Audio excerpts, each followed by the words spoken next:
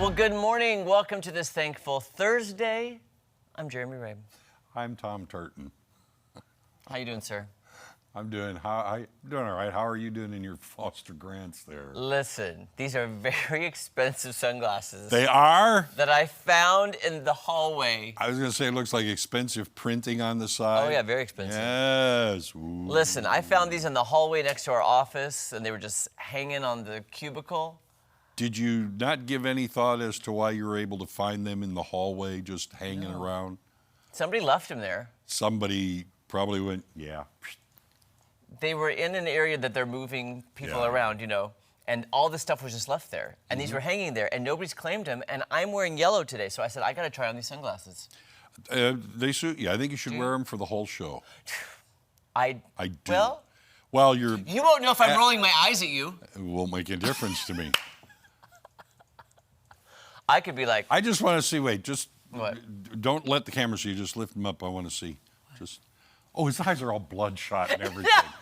He was on a bender last night. That's no! How dare you? But no, I Easily. was. Uh-huh. Could have been. Yeah. Could have been. Well, they're very fashionable. No, I like them because they're kind of just like, you know, hey, what if they just hung right there? Like, you know, like you're in LA and you're It just is a driving around. fashion statement. I've not had yellow sunglasses before. I don't know whose they are. Someone in the probably office. find out. Someone's going to come running in here. Somebody in this building, if these are yours, let me know, but I am wearing them today. And we're going outside later to our weather garden to wrap up National Grilling Month, which I'm kind of sad about. Oh, why can't we have? Shouldn't you have like a national grilling season instead of just a month? At my house it is. I grilled last night. I think for most I people grilled it last is. night. I don't even care. I'm gonna grill. I've seen people grilling outside where they have boots on because of the snow. Oh, I kind of want to do that now. Not a bunch of them, but there are. There are people. Yeah. I did. I grilled up some good food last night. What'd you grill? I grilled steak, but I got a little overdone. I like my medium rare. Yeah. I got mine medium. See, I'll go medium well. You know. It was still good. I still ate it. Well, yeah. And I made a delicious side salad. Okay. Oh, and I used some of those tomatoes from the farmer's market. Oh, so good. I had, let's see, shrimp scampi and salmon. I was at T's Oh, I was like, where did you make yesterday afternoon. Me? No. that? How is Tina? Tina's wonderful. I love her. She's a great person, and food, I was fed. It was wonderful. So good. Yeah, So they have shrimp and salmon there too. they do. They do. I mean, it's a steakhouse, but they're pages of menu. Wow. You know. Now I feel, oh, Tom, I had no idea you were eating salmon yesterday because we're making salmon today for dishing it. I had no idea I was eating salmon yesterday until it was there. I had no idea I was eating, what did I say? Did I say scampi? You said shrimp scampi. Tempura is Oh, what tempura. it was. Not scampi, it was tempura. And what a nice surprise. She can do it all. I know. That's amazing. It We is. love you, It Tina. is I want some shrimp tempura. I know where you can find some in Lebanon. I'm going to Tees. There you go. Going to Tees. But in the meantime, guys, we got a whole 3 hours of fun coming up. So here's what's happening. All right. Let's see if this is a surprise. A new study claims more than half of Gen Z workers are faking productivity at work. I am not surprised. Yeah.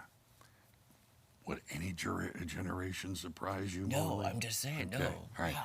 According to a study from Software Finder, 80% of Gen Z workers they talk to admit to it. 68% of millennials say they do. 58% of Gen X. The study also finds the average U.S. worker spends 5 hours a week just pretending to be busy. I think that number's low. Anyway, 64% of respondents say they have intentionally slowed down to avoid finishing their work too early. Interesting. I will tell you this. One of the best bosses I ever had, Yeah. his name was Don Hanna.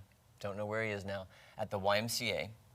But my mother taught me a rule with Don, because Don was the type of boss that he was the exec. Yeah. He was on top. But he would mop the floor. He would take out the trash. Oh, he yeah. did every job in the building besides just being the boss. So Yeah. he's like, if you'll do it, I'll do it. And I loved that. But a my mom great said idea. when I started working there, because my mom worked there, and that was my first job ever, she was like, if Dawn is around, you look busy. Yeah. So, and I kind of was always busy. I was the towel boy, and I was doing laundry 24/7, from the gym to the laundry to folding. But I always had to look busy. I just thought of a bumper sticker. Jesus is coming. Look busy. Hallelujah. Kind of liked that. I love that. Yes. You know what? We do have a print shop coming on later in the show that does custom printing. Oh. I'm getting you one for your birthday, sir. Or Christmas or Labor Day. I don't know. Back of my truck. I will put it there. It'll be there one day when you get there. You're like, who put this on here? I'll put it on the Ranger, the old one, because Okay. that bumper stickers work well. I for really me. want one now. I want one now, too. It's a great bumper It's sticker. fantastic. You are on it today, sir. I didn't make it up. I saw it. Oh, you did see it? That's what I said. I saw that bumper sticker. Oh, I have never picture. seen that. Okay, I've never seen that. Yeah, I always look busy at work, but I got to tell you, Tom told me the other day, I was walking around, and Tom, do you remember what you said to me? No. I Jer- don't remember what I just said 2 minutes ago. I'm doing stuff all the time, and I was walking out the office, and Tom goes, Jeremy, you're too busy. Oh, that's because he knows all the shortcuts too, so he'll cut through offices and everything. It's like working with a hummingbird.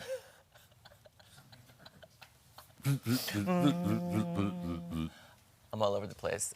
Hey, Tom, do you ever use DoorDash? No, I haven't. Okay, I do.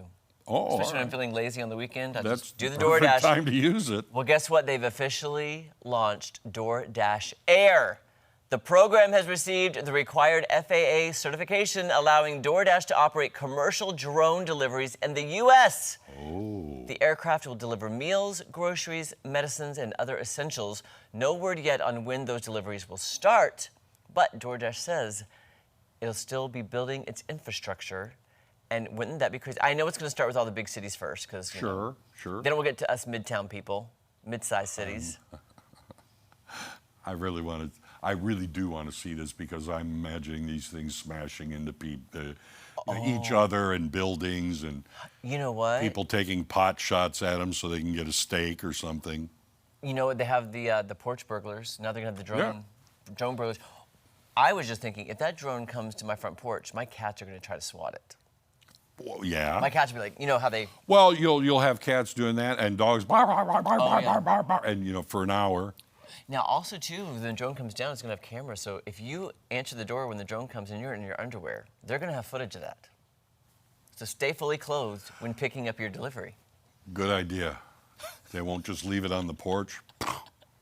I don't know. I'm just saying, if a drone's coming, I'm sitting on my porch waiting for it. I want to see it. Well, see, I don't care if it's coming to me. I'm just going to sit around watching drones deliver things. I'm going to order an anvil.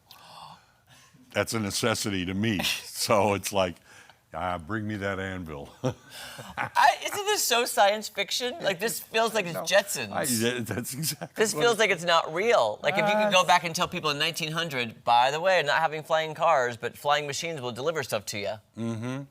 That's crazy. They'll burn you as a witch. Oh, by the way, I was outside setting up the weather garden this morning. Yeah. And the clouds were rolling in. It was gloomy. There was a little bit of sprinkling rain